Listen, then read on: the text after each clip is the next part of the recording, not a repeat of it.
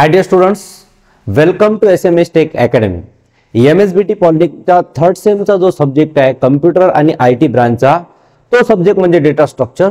त्या डेटा स्ट्रक्चरच्या second lecture मध्ये सर्वांचं स्वागत आहे.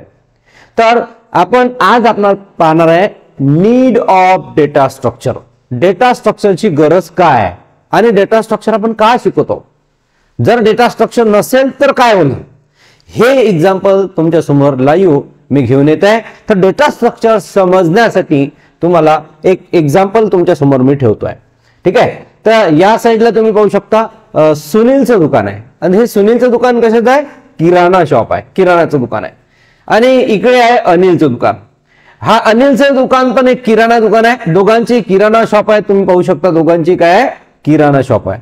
मग आता या किराणा दुकानामध्ये पहिला जो आहे आपण जाऊ सुनीलकडे. सुनीलने काय केलेलं आहे की जो काही माल आणलेला आहे शॉप मध्ये, ठीक आहे, सुनीलने काय केलेलं आहे, जोही माल आणलेला आहे शॉप मधला तो इकडे तिकडे दानोफान केलेला आहे. थोडस मोठं करतो मी, है ना. दानोफान म्हणजे त्यानं आणले, पोते ठेवून दिले, इकडे तिकडे ठेवून दिलेलं आहे सामान. याच्यामध्ये पुरा असा कचरा करून ठेवलेला आहे. काही असं आणलं आणि दिलं ठेवून, काही काही ठिकाणी व्यवस्थित ठेवलेलं आहे. पण बाकीचे इकडे त्यानं अरेंजमेंट जे आहे हे पोते इकडे तिकडे पडलेले आहेत. ठीक आहे. म्हणजे डेटा व्यवस्थित लावलेला नाही आहे. म्हणजे त्याच्या जवळचा जो काही जे काही माल असेल, प्रोडक्ट असेल, ते इकडे तिकडे फेकलेलं आहे. आता दुसरा जो आहे तो आहे अनिल. ठीक आहे. आता अनिलची गोष्ट जर पाहिली तर अनिलनं काय केलं, त्याचा दिमाग लावला, स्वतःचा दिमाग लावला आणि त्यानं काय केलं माहितीये काय, अरेंजमेंट लावली. इथं तुम्हाला वेगवेगळे प्रोडक्ट दिसून राहिले त्याचे, है ना. त्याच्यामध्ये मिरची पावडर आहे, हळदी पावडर आहे ना, तिखट मीठ जे काही आहे ते, धनिया दिसून राहिला इथं. ठीक आहे. बाकी जे ज्वारी, बाजरी, गहू जे काही आहे ते एका पर्टिक्युलर अरेंजमेंट मध्ये त्यानं लावलेलं आहे. मग आता मला सांगा, हे अरेंजमेंट लावलं आणि हे अरेंजमेंट लावलं नाही तर दोघांमध्ये काय फरक आहे. फरक असा आहे की जर समजा एखादा कस्टमर आला, ठीक आहे, कस्टमर आला तर कस्टमर जे दुकानामध्ये गेला तर पहिली वेळा तो या दुकानामध्ये गेला तर ते दुकान पाहूनच ते येऊन जाते. कारण की त्याला जर समजा 10 प्रोडक्ट किंवा 20 प्रोडक्ट पाहिजे असेल, ठीक आहे, 10 किंवा 20 गोष्टी त्याला पाहिजे असेल किराण्यामधल्या, तर इथं गेल्यानंतर त्याला टाइम किती लागणार. एक व्यक्ती जर समजा इथं गेला आणि त्याला जर त्या 10 गोष्टी पाहिजे किंवा 20 गोष्टी पाहिजे, समजा 20 सामान पाहिजे त्याला, ठीक आहे, किराण्याचं, तर मग इथं गेल्यानंतर त्याला हा काय करते, हा दुकानवाला सुनील जो आहे तो झामल करते. कारण त्याला सुचत नाही कुठं काय ठेवलेलं आहे, सगळं दानोफान केलेलं आहे सामान, है ना.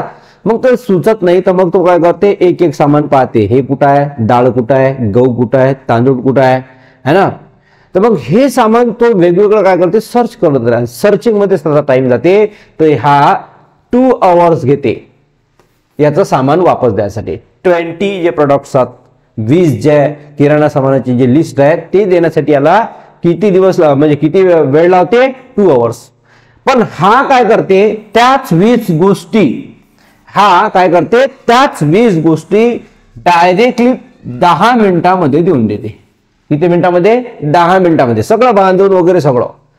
का बरं, कारण यानं काय केलेलं आहे, डेटाला ऑर्गनाइज केलेला आहे.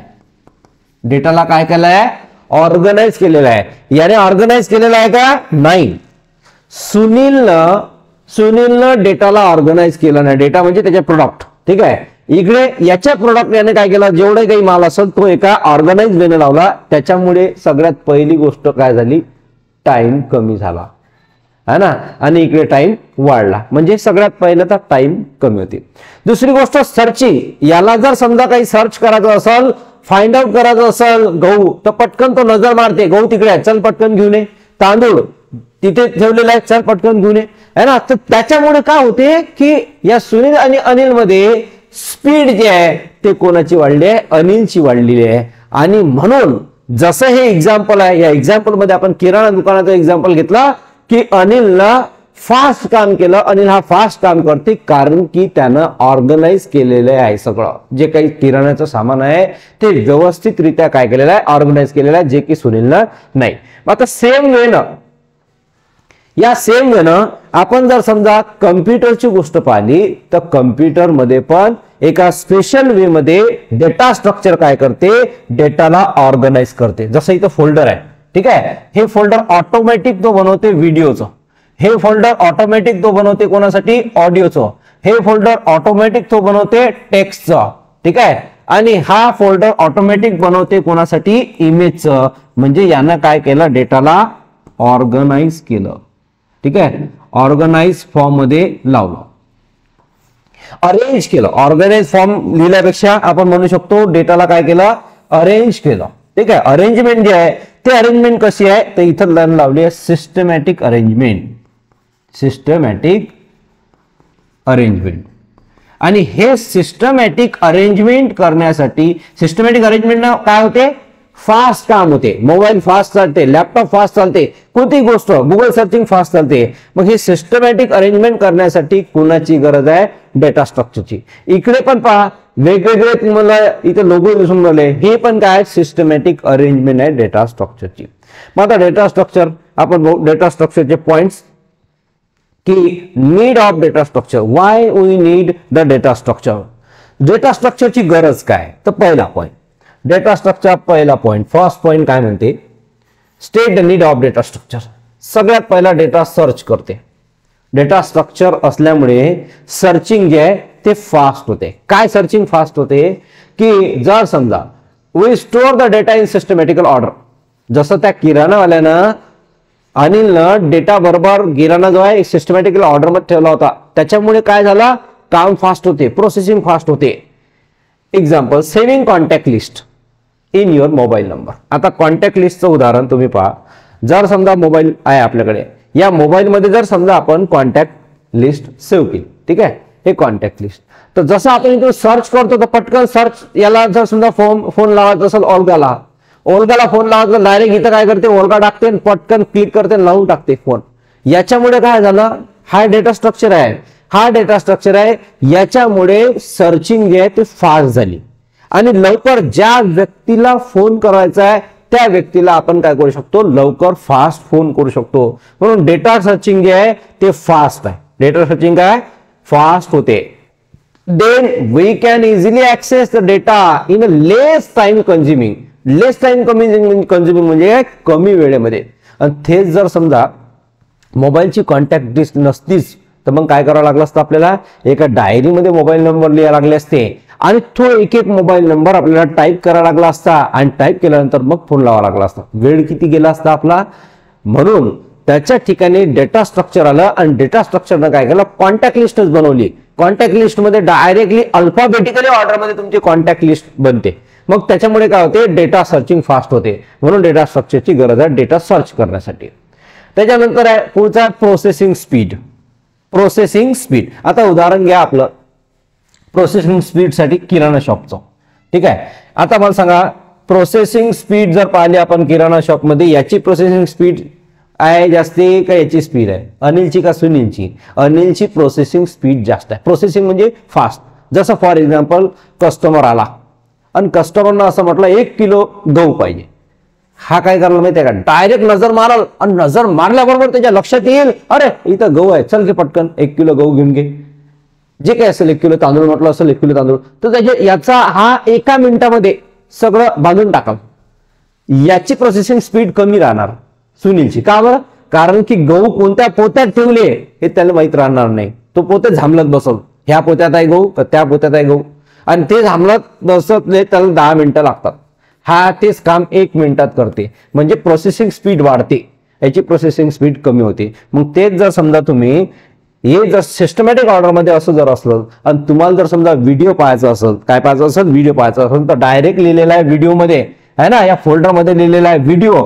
जसं व्हिडिओवर क्लिक केलं तर तुम्हाला व्हिडिओ भेटते. आणि तेच जर समजा हे जर नसतं, डेटा स्ट्रक्चर नसतं आणि हे एका लाईन मध्ये असतं, सगळे ऑडिओ, सगळे व्हिडिओ, सगळे इमेजेस, सगळे टेक्स्ट एका लाईन मध्ये असते, तर तुम्हाला जमलं कसं लागलं असतं, हा व्हिडिओ कोणता, तो व्हिडिओ कोणता, एक एक पाहा लागलं असतं. म्हणजे तुमचा टाइम कन्झ्युमिंग झाला असता. प्रोसेसिंग स्पीड पण तुमची कमी झाली असते. म्हणून डेटा स्ट्रक्चर काय करते, प्रोसेसिंग स्पीड वाढवते. इथं पहा, क्लिक केल्याबरोबर डायरेक्टली ओपन होते. तर हे प्रोसेसिंग स्पीड वाढवण्याचं काम कोण करते, डेटा स्ट्रक्चर करते. थर्ड जो आहे पॉइंट प्रोसेसिंग स्पीडच्या नंतरचा, तो आता आहे नेक्स्ट. पुढचा पॉइंट पाहणार आपण, तो आहे थर्ड, ज्याचं नाव आहे मल्टिपल रिक्वेस्ट. मल्टिपल रिक्वेस्ट उदाहरण घ्या आपल्या कस्टमरचं, किराणा शॉपचं. ठीक आहे, आता हे किराणा शॉपमध्ये जर गेला याच्यामध्ये जर समजा या किराणा शॉपमध्ये आपण जर गेलो आणि इथं जर समजा कस्टमर आले 5, ठीक आहे, दोघांकडे कस्टमर आले 5, किराणा शॉपमध्ये गेलो आपण आणि इथं दोघांकडे काय आले कस्टमर, 5 कस्टमर आले. याच्याकडे 5 कस्टमर आले आणि याच्याकडे 5 कस्टमर आले. सांगा बरं कोणाच्या जवळचे कस्टमर लवकर चालले जातील, तुम्ही सांगा, सुनील का अनिल? सुनील जवळचे लवकर जाणार नाही, याला जवळपास 1 घंटा लागल. ते डिपेंड करते किती प्रोडक्ट आहे काय आहे, ठीक आहे. हे किती लागेल, याला 1 घंटा लागल. कोणाला, याला सुनीलला. अनिलला तो 15 मिनिटात पुरं काम खतम करून टाका. मल्टिपल रिक्वेस्ट म्हणजे जर समजा 5 लोक याच्याकडे गेले आणि 5 लोक याच्याकडे गेले तर 5 लोक एका टाइमला इकडे फास्ट होईल. मल्टिपल रिक्वेस्ट होईल कारण की त्याच्याकडे प्रोसेसिंग स्पीड आहे, टाइम कमी आहे, सगळं अरेंजमेंट आहे. याच्याकडे अरेंजमेंट आहे, तो थांबल करत बसल. याला आपण मल्टिपल रिक्वेस्ट म्हणतो. मग आता अशीच मल्टिपल रिक्वेस्ट आपण गुगल वरती करतो है ना. गुगल वरती सर्च करतो आणि गुगल वरती मल्टिपल रिक्वेस्ट करतो. गुगल वरती काय करतो, मल्टिपल रिक्वेस्ट करतो. जसं फॉर एक्झाम्पल हे गुगल आहे, या गुगल वरती कितीतरी लोक काय करतात, सर्चिंग करतात है ना. गुगल वरती कितीतरी लोक काय करतात, सर्चिंग करतात. आणि सर्चिंग करत असताना एकाच वेळेला सगळ्यांची सर्चिंग येते, मल्टिपल रिक्वेस्ट इथे येते. याला आपण मल्टिपल रिक्वेस्ट म्हणतो. दुसरं उदाहरण पाहायचं, सिमिलरली हे गुगलचं उदाहरण झालं की गुगल वरती मल्टिपल रिक्वेस्ट, कितीतरी युजर एकाच वेळेला काम करते. हे डेटा स्ट्रक्चरचं गरज आहे. याच्यासाठी डेटा स्ट्रक्चरची गरज आहे की डेटा स्ट्रक्चर काय करते, मल्टिपल युजरला एकाच टाइमला काम करते. हे उदाहरण दिलं तुम्हाला मी. सुपर शॉपिंग किंवा डीमार्ट मध्ये गेल्यावर अशी अरेंजमेंट असले तर याच्यामध्ये खूप सारे लोक एकाच वेळेला काय करतात, शॉपिंग करतात. मग तसंच डेटा स्ट्रक्चरचं आहे की डेटा स्ट्रक्चरनं डेटाला असं ऑर्गनाइज केलेलं आहे, अशा स्पेशल फॉर्मॅटमध्ये लावलेला आहे डेटा की एका वेळेला मल्टिपल रिक्वेस्ट. आता मला सांगा, MSBTची आपली एक्झाम असते, MSBTची काय असते, एक्झाम असते. तर एक्झाम असताना कितीतरी स्टुडंट एकाच वेळेला ऑनलाईन एक्झाम देतात. हे सगळं पॉसिबल आहे कशामुळे, डेटा स्ट्रक्चरमध्ये. डेटा स्ट्रक्चरनं सगळा डेटा जो आहे एका स्पेसिफिक वे मध्ये ऑर्गनाइज केलेला आहे, सिस्टमॅटिक वे मध्ये ऑर्गनाइज केलेला आहे. आणि म्हणून इझी वेनं तो डेटा आपल्याला काय करता येते, ऍक्सेस करता येते कमी वेळामध्ये आणि विदाउट एरर. प्रोसेसिंग स्पीड है ना, प्रोसेसिंग स्पीड आपण पाहिलं, मल्टिपल रिक्वेस्ट पाहिलं. प्रोसेसिंग स्पीड जो आहे हा सेकंड पॉइंट. आपण मल्टिपल रिक्वेस्ट पाहिलं, प्रोसेसिंग स्पीड पहा काय आहे. तर बघा, पहिला आपण डेटा स्ट्रक्चर म्हटलं, डेटा स्ट्रक्चरच्या नंतर सेकंड जो आहे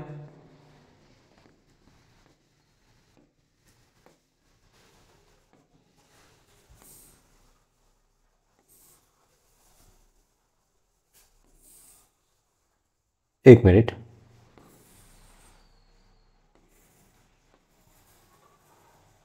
आलं बरोबर, चल लक्ष द्या. पहिला आपण डेटा स्ट्रक्चर पाहिला, सेकंड आता आपण पाहू प्रोसेसिंग स्पीड. ठीक आहे, आता इथं पाहू आपण प्रोसेसिंग स्पीड. प्रोसेसिंग स्पीड मध्ये आपण म्हटलं, it is a particular way to storing and organizing the information in a computer so that it can be retrieve and use productively. आपण इथं जर समजा सेकंड पॉइंटर आलो आणि प्रोसेसिंग स्पीड पाहिली तर एका स्पेशल फॉर्मॅटमध्ये डेटा जर ऑर्गनाइज केलेला असेल, सिस्टमॅटिक ऑर्डरमध्ये डेटा जर ऑर्गनाइज केला असेल तर काम जे आहे ते फास्ट होते. प्रोसेसिंग स्पीड जे आहे ते फास्ट होते. मल्टिपल रिक्वेस्ट पण पाहिले आपण. मल्टिपल रिक्वेस्ट म्हणजे खूप सारे युजर जर एकाच वेळेला आले तर ते काम फास्ट होते है ना. एकाच वेळेला जर समजा युजर आले, मल्टिपल रिक्वेस्ट म्हणजे काय, एकाच वेळेला खूप सारा समजा 1000 ऑफ युजर जर समजा आले तर सर्चिंग जे आहे ते फास्ट होऊन जाते. Searching become fast. त्याच्यानंतर आहे फोर्थ पॉइंट. फोर्थ पॉइंट मध्ये म्हटलेलं आहे, it has a different ways of storing and organising data in a computer memory. Data structure मध्ये काही मेथड्स, ज्या मेथडचा यूज करून कम्प्युटर मेमरीमध्ये डेटा ऑर्गनाइज वे मध्ये म्हणजे ऑर्गनाइज केलेला आहे वेगवेगळ्या मेथडचा यूज करून. डिफरंट टाइप्स ऑफ मेथड्स आहेत, जसं की सर्चिंगच्या टेक्निक्स आहेत डेटा स्ट्रक्चर मध्ये. Searching, linear search and binary search ह्या 2 टेक्निक्स आहेत. सॉर्टिंगच्या टेक्निक्स आहेत, बबल सॉर्ट आहे, सिलेक्शन सॉर्ट आहे, इन्सर्शन सॉर्ट आहे, रॅडिक सॉर्ट आहे, हिप सॉर्ट आहे, अशा खूप साऱ्या सॉर्टिंग टेक्निक्स आहेत, मेथड्स आहेत, ज्या मेथडद्वारे आपण वेगवेगळ्या वेळेला डेटाला काय करू शकतो, ऑर्गनाइज करू शकतो.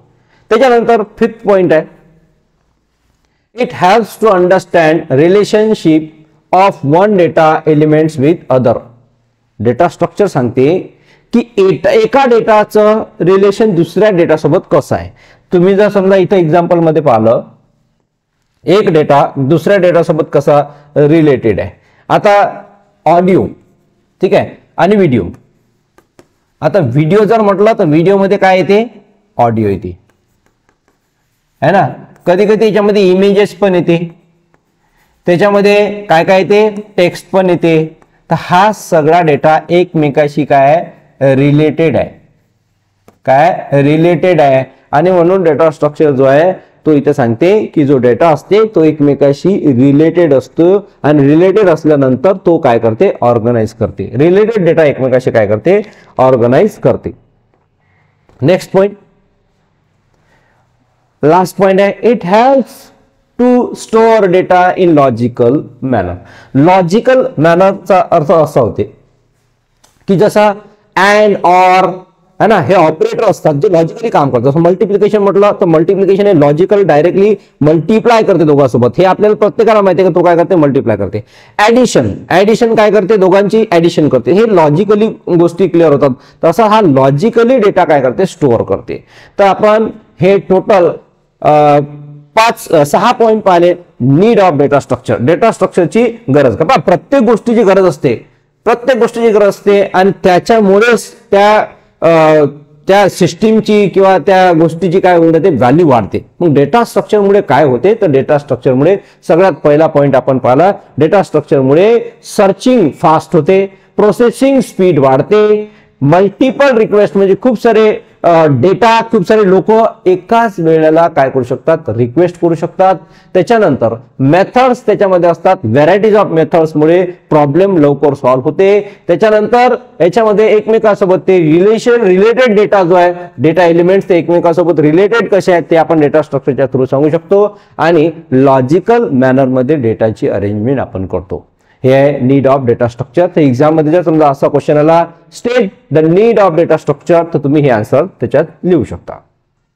ओके, चला आता आपण पुढच्या पोर्शनवर जाऊ. याच्या तर तुमच्या लक्षात आलं असेल need of data structure, yes or no सांगत चला, कारण की हे समजणं गरजेचं आहे. आणि पहिल्या युनिट माहिती आहे का, पहिल्या युनिटमध्ये थेरी आहे, पहिल्या युनिटमध्ये टोटल थेरी आहे, आणि थोडेसे जे सिंपल प्रोग्राम आहेत जे तुम्हाला कामात पडणार आहे पुढे, ते प्रोग्राम पण आपण याच्यामध्येच घेणार आहे डेटा स्ट्रक्चर मध्ये. आणि सर्वात महत्वाचा क्वेश्चन पुढे आलेला आहे, जो इम्पॉर्टंट आहे, जो एक्झाम मध्ये विचारला जाते, तो क्वेश्चन म्हणजे नीड झाला क्लासिफिकेशन ऑफ डेटा स्ट्रक्चर.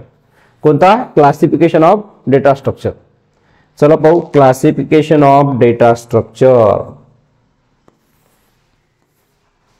एक मिनिट, याला आपल्याला पेजला चेंज करायचं आहे. क्लासिफिकेशन ऑफ डेटा स्ट्रक्चर आपण डायरेक्टली आपल्या पीडीएफ वरती जाऊ, तिथं तुम्हाला अजून क्लिअर होऊन जाईल पिक्चर.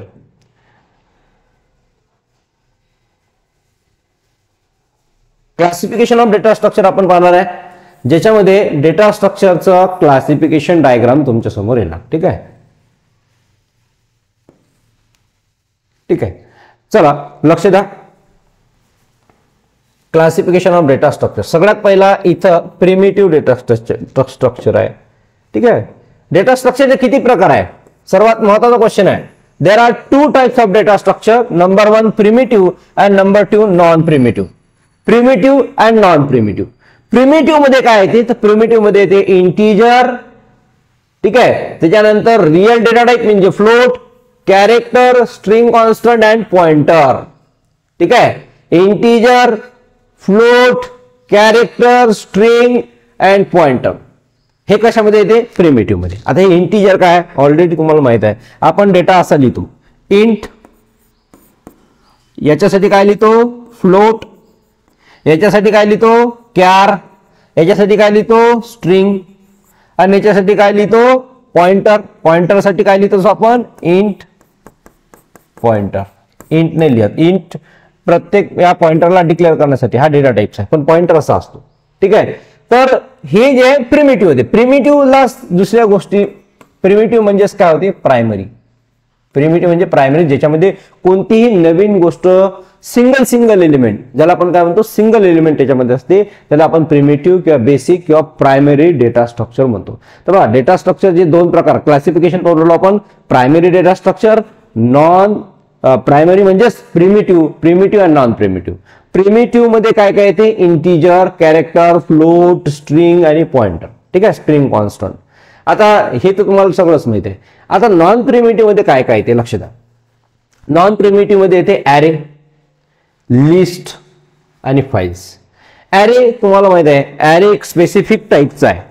ॲरे एक स्पेसिफिक टाईपचा म्हणजे काय, ॲरे मध्ये सगळेच्या सगळे एलिमेंट सेम असतात. जसं फॉर एक्झाम्पल आपण इथं लिहिलं इंट ए ऑफ 3, तर याच्यामध्ये येणारे एलिमेंट सगळेच्या सगळे कोणते प्रकारचे असले पाहिजे, इंटिजर, दुसरा कोणताही चालणार नाही. हा झाला ॲरे. याच्यामध्ये बिलकुल कोणताही चालणार नाही. जसं फॉर एक्झाम्पल इथं उदाहरण तुम्हाला समजून सांगतो मी, की जर समजा तुम्ही असं लिहिलं इंट ए ऑफ 3, मग याच्यामध्ये एलिमेंट तुम्ही असे ऍड करू शकता 1, 2 आणि 3. याच्यामध्ये तुम्ही 4.5 लिहू शकत नाही, याच्यामध्ये तुम्ही ए लिहू शकत नाही. म्हणजे एक वेळा जर इंटिजर टाईपचा तुम्ही डिक्लेअर करा ॲरे, तर त्याच्यामध्ये येणारे एलिमेंट हे सगळे इंटिजरच असले पाहिजे. त्याच्यामध्ये डेसिमल पॉईंट नसेल किंवा कॅरेक्टर नसेल किंवा कोणतंच नसेल, सगळे इंटिजर पाहिजे. हा ॲरे आहे. Array is a collection of similar types of elements. आणि याच्यामध्ये ॲरे एलिमेंट जे आहे ते जास्त आहे, ग्रुपमध्ये आहे. इकडे एलिमेंट कोणते आहे, सिंगल आहे. हे लक्षात ठेवा. जिथे सिंगल एलिमेंट असते तो प्रायमरी, आणि जिथे ग्रुप ऑफ एलिमेंट असते त्याला आपण नॉन प्रिमिटिव्ह म्हणतो. हा प्रिमिटिव्ह आणि नॉन प्रिमिटिव्ह. आता लिस्ट पहा. लिस्ट मध्ये मी तुम्हाला आता सांगितलेलं आहे की कॉन्टॅक्ट लिस्ट असते आपल्या मोबाईलची. ठीक आहे, आपल्या मोबाईलची काय असते, कॉन्टॅक्ट लिस्ट असते. तर हे लिस्ट घेतली आपण. लिस्ट दोन प्रकारची आहे, लिनियर आणि एक नॉन लिनियर. लिनियर म्हणजे काय, जर समजा 1 by 1 असेल, 1 2 3 4 या वेळेनं असेल तर याला आपण काय म्हणतो, लिनियर. आणि जर समजा एक इथं असेल, एक इथं असेल, एक इथं असेल, एक इथं असेल, एक इकडे तिकडे रॅन्डम वे मध्ये असेल तर त्याला आपण काय म्हणतो, नॉन लिनियर. ठीक आहे, लिनियर, नॉन लिनियर. मग आता लिनियर मध्ये कोणता कोणता आहे, स्टॅक आणि क्यू. लिनियर मध्ये काय काय ते, स्टॅक आणि क्यू. स्टॅक अँड क्यू आपल्या पहिल्या लेक्चर मध्ये मी तुम्हाला समजून सांगितलेलं आहे, स्टॅक काय, क्यू काय. तर स्टॅक जो असते एक ओपन एंड बॉक्स असते, ज्याला आपण, मी तुम्हाला अगोदर उदाहरण दिलेलं आहे. हा स्टॅक असते आणि स्टॅक मध्ये एलिमेंट्स आपण ऍड करतो. जो लास्ट येते, लास्ट इन तोच फर्स्ट आउट होते. हा आहे स्टॅक. क्यू मध्ये काय असते, क्यू मध्ये अशा प्रकारचं असते. ठीक आहे, एक एलिमेंट इकडून आला, हा एलिमेंट इकडून निघून जाते. आणि जशी रांग असते, रांग है ना, रांग जे असते, क्यू जे असते, जो सगळ्यात पहिला जातो तोच पहिले निघतो. म्हणजे फर्स्ट इन फर्स्ट आउट हे कशामध्ये येते, क्यू मध्ये येते. तर स्टॅक आणि क्यू हे लिनियर डेटा स्ट्रक्चर आहे, कारण याच्यामध्ये काय आहे, सिक्वेन्स आहे. डेटा कसा फॉर्मॅट मध्ये असते, सिक्वेन्स फॉर्मॅट मध्ये असते, आणि म्हणून स्टॅक अँड क्यू काय, लिनियर डेटा स्ट्रक्चर आहे. नॉन लिनियर डेटा स्ट्रक्चर कोणता कोणता आहे, तर तो आहे ट्री अँड ग्राफ. ट्री आणि ग्राफ. आता ग्राफ जो आहे तो तुमच्या सिलेबस मधून काढला, फक्त ट्रीज तुम्हाला आहे. आणि ट्री मध्ये आपण पाहणार अशा पद्धतीचे नोड. हा पहिला नोड आहे ए, ठीक आहे, हा कनेक्टेड आहे बी सोबत, हा कनेक्टेड आहे सी सोबत. तर हा ट्री स्ट्रक्चर आहे, याला आपण म्हणतो ट्री म्हणजे डेटा स्ट्रक्चर. मग हा काय, तर हा आहे रूट नोड, हा काय तुमचा लीफ नोड. ठीक आहे, तर याला आपण ट्री स्ट्रक्चर म्हणतो. ट्री हे बघा नॉन लिनियर आहे, एका सिक्वेन्स मध्ये आहे का नाही, हा इकडून इकडे जाऊ शकते, इकडून जाऊ शकते. तर अशा पद्धतीचा हा क्लासिफिकेशन ऑफ डेटा स्ट्रक्चर आपण पाहिला. क्लासिफिकेशन ऑफ डेटा स्ट्रक्चर अजून एक वेळा रिपीट करतो मी. क्लासिफिकेशन ऑफ डेटा स्ट्रक्चर मध्ये अशी डायग्राम तुम्हाला एक्झाम मध्ये काढायची आहे. डेटा स्ट्रक्चर मध्ये दोन प्रकार पडतात, प्रिमिटिव्ह, नॉन प्रिमिटिव्ह. प्रिमिटिव्ह मध्ये येते integer, character, float, string and pointer. Non primitive मध्ये काय येते, ॲरे, लिस्ट, फाइल्स. आता एक फाइल्स राहिलेला आहे. फाइल्स तुम्हाला माहित आहे, फाइल्स किती प्रकारचे असतात, टेक्स्ट, इमेज, व्हिडिओ, ऑडिओ है ना, अशा वेगवेगळ्या डिफरंट टाइप्स ऑफ फाइल्स तो फाइल्स मध्ये येते. ठीक आहे, त्या फाइल्स आपण याच्यामध्ये पुढे पाहणार आहे. क्लिअर झाला इथपर्यंत, कोणाला काही प्रॉब्लेम, येस ऑर नो बोलत चला. ओके, तर इथं आपण पाहिला की डेटा स्ट्रक्चरचा primitive data structure and non primitive data structure. Okay, तर प्रिमिटिव्ह मध्ये आपण पाहतो प्रिमिटिव्ह म्हणजे काय होते आणि नॉन प्रिमिटिव्ह म्हणजे काय होते, हे डेटा स्ट्रक्चर आपण इथं पाहिलेलं आहे. ओके, आता हे क्लासिफिकेशन पाहिलं तर एक्झाम मध्ये क्वेश्चन असं येते, explain primitive data structure. Primitive म्हणजे काय होते, प्रायमरी. प्रिमिटिव्ह म्हणजे काय होते, प्रायमरी. आता प्रिमिटिव्ह म्हणजे होते प्रायमरी म्हणजे बेसिक डेटा टाइप्स, तर तो आपल्याला इथं पाहायचा आहे. आणि प्रायमरी म्हणजे काय होते ते आता मी तुम्हाला एक्सप्लेन करतो. पहा, primary data structure, the primitive data structure are the basic type. हा एक बेसिक आहे, available in the most of the programming language. मग सांगा, इंटीजर, कॅर, फ्लोट, डबल, सगळ्याच प्रोग्रामिंग लँग्वेज मध्ये हे यूज केले जाते. याला आपण म्हणतो बेसिक डेटा टाइप.